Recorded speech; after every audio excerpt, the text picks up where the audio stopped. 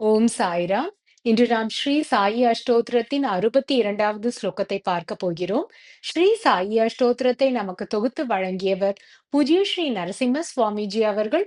இதற்கு விளக்க உரையை திரு சேஷாத்ரி ஐயா அவர்கள் அளித்துள்ளார். ஸ்லோகா 62. ஓம் சொரூப சுந்தராய நமஹா. ஸ்ரீ சாயி பாபா முதலில் ஷிரடியில் தோன்றிய பொழுது அவர் ஒரு 16 அல்லது 17 வயது மதிக்கத்தக்க ஒரு வசீகர தோற்றமுடைய இளைஞனாக தோன்றினார். ஸ்ரீ சாயி பாபா பிரம்மத்தை உணர்ந்தவராதலால் அவருடைய முகத்தில் எப்பொழுதும் ஒரு தெய்வீக ஒளி மிளிர்ந்து கொண்டே இருந்தது.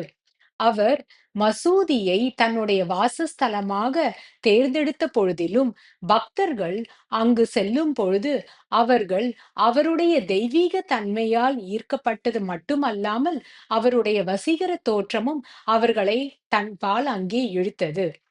ஆகையால் ஸ்ரீ சாயி பாபா சொரூப சுந்தரர் என்று போற்றப்படுகிறார். ஓ சாய்ராம்.